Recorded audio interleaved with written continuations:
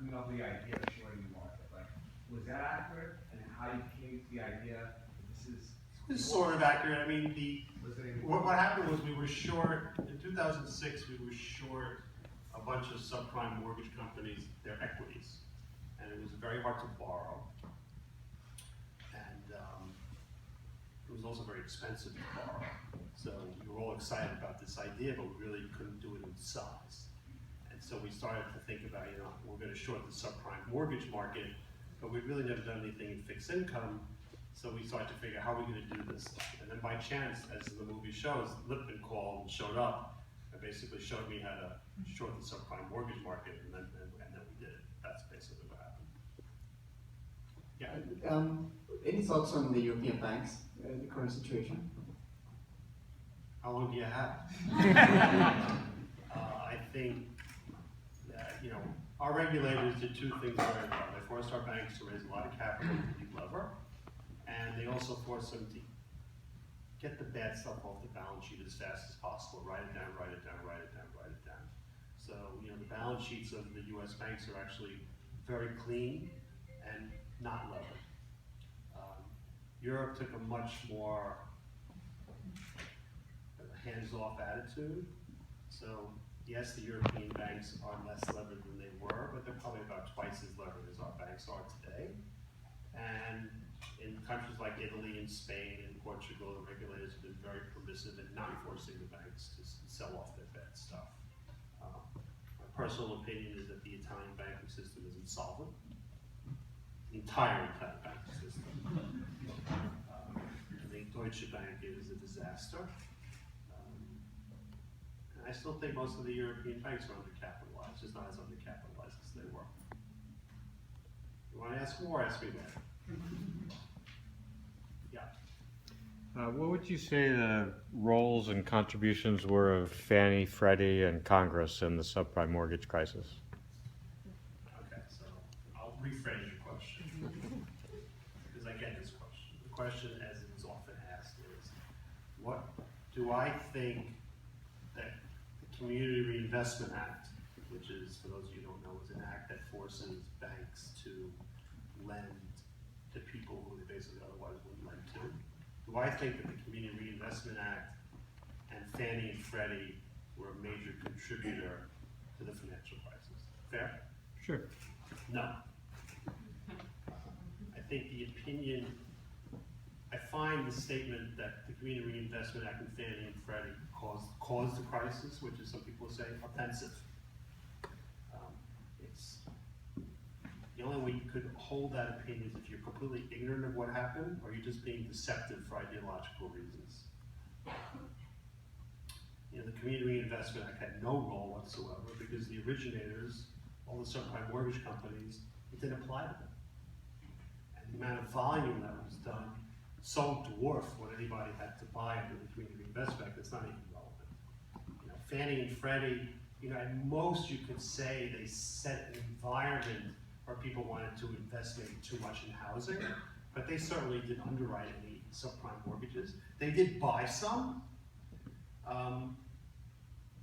but if they had bought none, somebody else would have bought them. So I don't think they had really much of a role at all. Not that I'm a big fan of Fannie and Freddie for other reasons, but I don't think they had a role. Yeah. Do you think a lot of the participants in the structured finance market were sort of consenting adults? There's this, the participants in the structured finance market, structured credit market, CDO squares, all that. There's a scene in the movie where there's the guy from I think the German bank who's buying the stuff, and he has the dinner and talks about how much, the Asian guy, but I thought he was working for a German bank. Yeah. I mean, my sense was these guys actually knew what was going on. They knew people were picking pools of assets. Some people were betting on them. Some people were betting against them. And the way the government likes to portray it when they put Fabulous Fab on trial is you are hoodwinking innocent investors. What do you think the truth is there?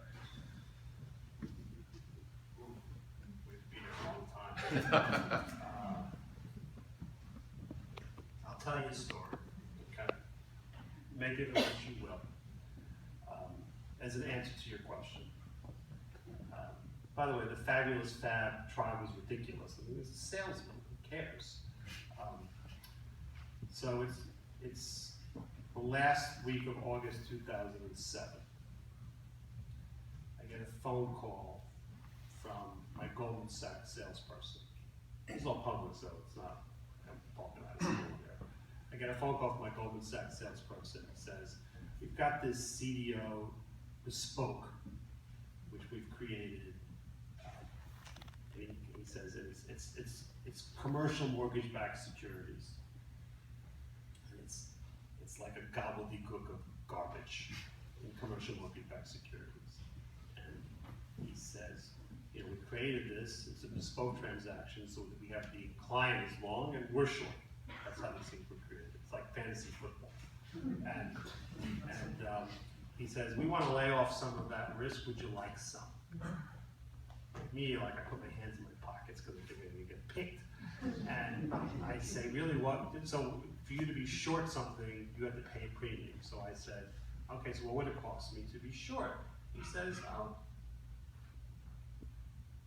2.2% per year. I said, I'll do it at 180. He says, we'll come back to you. 10 minutes later, he calls me back. He says, 195. I say, 190. He says, done. He hangs up. I say to myself, what the hell did I just do? So a month goes by. I call him again. And I say, could you bring up the guy who created this thing? I really want to understand this better. So they bring up the guy. I won't say what his name is. He was Fab's boss. And I say to him, tell me what's in this thing. So he describes it. And then I say, okay. I said, you know, you created this so you were short, but you're still short. Why are you still short? You could have laid this off ages ago. And here's a lesson in life.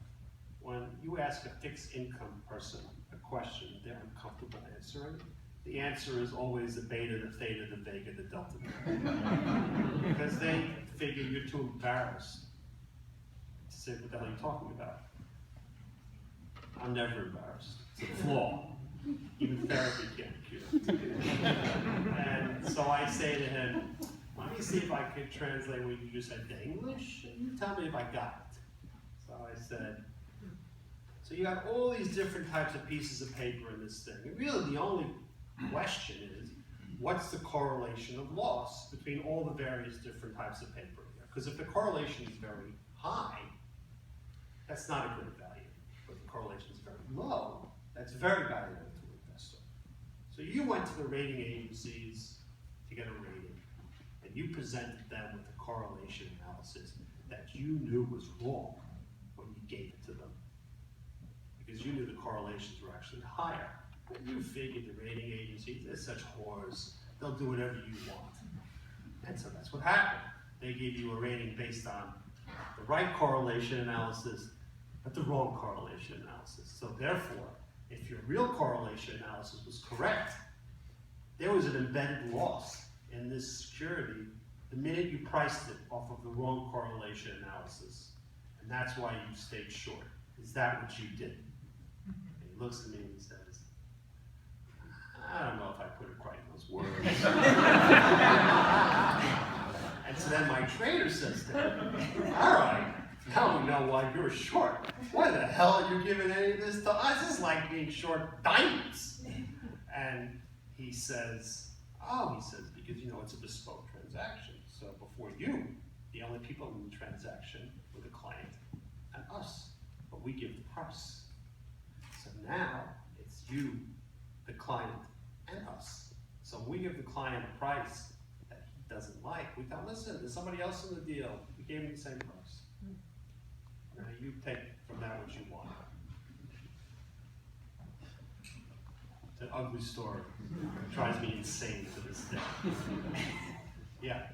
I haven't, follow up on that question, you mentioned ratings agencies, and I haven't heard your thoughts so much on their level of culpability. It's high. Yeah. So, The rating agencies were paid about 3 to 5 times more to rate securitizations than they were for rating straight debt.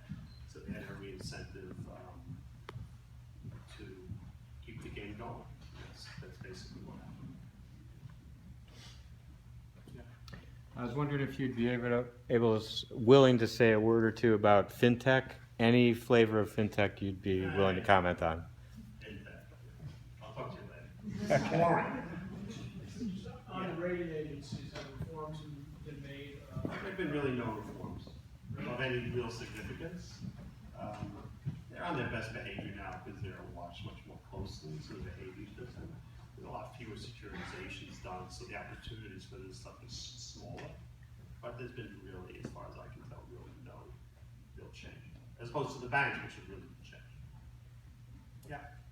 Going back to the banks and their own leverage going into the crisis, do you feel that the repeal of Glass-Steagall a few years prior to that was a material factor, or not so much? I feel very strongly that the repeal of Glass-Steagall had absolutely no role in the financial crisis.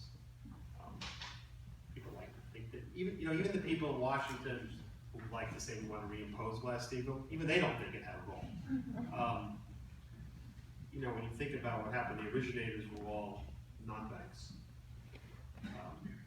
Companies like Bear Stearns and Lehman and Goldman and Warren Banks were major participants. Everything that happened would have happened the same. You could argue whether Glass-Steagall on its own was a good idea or not, or the repeal of it was a good idea or not, but it had really no role in the financial crisis. What I would say to people in Washington who talk about breaking up the banks, you won. In terms of how powerful they are and how they function, they're shadows of their former selves. You just move on. It's a waste of time. Yeah. If the global economy is no longer in crisis, why are central banks setting interest rates as if it is?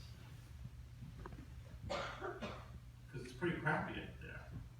There's no oomph, and they keep trying to get it going by doing this quantitative easing when their governments are doing austerity. So they sort of feel like they're the best game in town. I sort of have a very perverse way of looking at it, in that quantitative easing has made the stock market go up, so it's helped the 1% feel better. And here's my political science, take it for what it is. Nothing happens in the United States when the 1% is happy. So the best thing that could have happened is not do quantitative easing, have the stock market go down, people realize we really have structural problems, and then maybe we would do something. But as long as the stock market's going up, it's not going to happen. That's the downside of quantitative easing. It's like a Band-Aid that makes people feel better, or at least some people feel better. Yeah. So to follow up on that then. As you can tell, I'm a little left wing.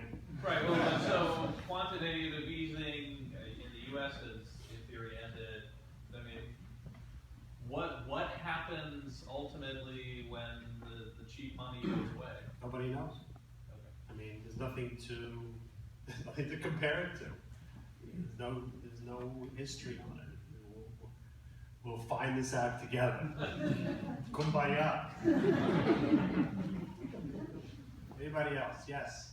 You talked earlier about the debt that we leave to our children, but I didn't talk about it. well, you mentioned Other people talk about it. So with respect to the suppression of the interest rates, what about the demographic, impact on the elderly as a big part of the consumer market? Is that? Well, that's one of the reasons why the economy has no hope is most people in the United States don't invest in the stock market. They take their money and they put it in the bank, which they get nothing. So the savings rate is higher because people have to save more, which is not a positive for the overall economy. It's one of the negative side effects of quantitative easing. Yeah. So where are you finding value in the market today? If growth is going to be really slow. Well, you could come invest with me. I'll give you my call. I got a whole new shtick. We separately manage accounts, long, short, only charge you 1.25%. I go to Walmart as a hedge fund. Everyday low price. Nobody's even close. Yeah. If Paulson or Bernanke or Wagner were here today, what questions would you have for them, or what would you say to them in the wake of the crisis? They did a terrible, terrible job pre-crisis. Just god awful. just an embarrassment. You know, my favorite quote that Paulson and Bernanke both said in crisis was, the subprime crisis is contained. To which I like to respond, yes, it was contained to planet Earth. but once the crisis happened, they did the right thing. They did. I mean, you can quibble about it. You know, some of the details. I would not have put Neil Kashkari in charge of handing out money to banks, but that's a pet peeve of mine. But that's small potatoes. They did a pretty good job post-crisis, really did. Yeah. What advice would you give President Yellen? Chairman Yellen, stop it. Stop it. You know, I think there'll be, one day there'll be a reckoning. I don't know what that reckoning will be, but this quantitative easing is going to have to stop. Yeah. Along those lines, she's a few times made reference to the possibility of negative rates as some It's not going to happen. That'd be such a disaster for the banks. There's a limit to how much what we can do to our banks at this point. Negative. No banking system was ever set up to deal with negative rates. It just doesn't work. And by the way, rates being so low is very bad for both insurance companies and pensions, which is another topic. Anybody else? Yes. Should we be more concerned about the loss of wealth from middle-income people that suffered from the collapse? I think the biggest problem in the country is the bad distribution of income. I actually think that is the, if you want to talk about what's the prime cause of the financial crisis, it's actually that instead of the best conspiracies are the ones that are unspoken. And the conspiracy that existed in our country, really from Clinton on, was that the distribution of income was getting worse and worse, and people were not making any more money on an inflation-adjusted basis. And rather than deal with that, what we did was covered up with what people like to call the democratization of credit. And it's that led to the subprime crisis. I think that's the prime problem that our country has today. Yeah. How much do you think, when it comes to trade, I know that's a huge topic these days, when we look at the sort of trade and jobs going abroad, how much does that affect? I think it's a big contributor. I think, people like Joseph Stiglitz have a real point that we created trade. When you go to college, you actually think you learn something. Everybody takes Econ 101, and they tell you about how, one country that's good at making butter, another country good at making guns, and let's trade, and everybody gets richer. You walk out of that class and you go, makes a lot of sense. I actually think I know something. And you know what? It does make sense in sort of very gross terms, but economies are composed of people. And some of the assumptions in that argument are all those people in the butter country who make guns, we're going to retool them to make butter. And you know what? They don't want to make butter. They want to make guns, because that's what they were brought up to do. And so our establishment, Democrat or Republican, we screwed our people with these trade deals. We really, really did. We did nothing to protect them.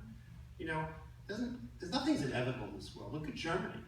They're a developed country. They still have an industrial base. They protected their people. We didn't do that at all. And both Republicans and Democrats are equally to blame for that.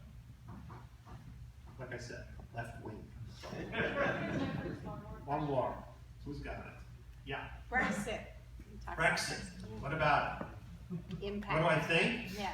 I'm worried more about Italiexit, which is Italy. So you want to get a little? I get you a little nervous because I'm good. I can make people nervous. I'm really good at it. So here's what might happen. Might happen over the next couple of months. So there's a referendum in Italy that's going to take place, I think, the first week of December. The current Prime Minister Renzi is trying to reform the Constitution. You don't need to know the details. He has said publicly that if the referendum does not pass, he will resign. As of now, it looks like the referendum is not going to pass. If that happens, the government will fall. There'll be new elections. The current party that is leading in the polls in Italy is called the Five-Star Movement. The Five-Star Movement believes in Italy exit, and that's what may happen. I hope I've made you sufficiently nervous. Thank you for listening. It was a pleasure being here.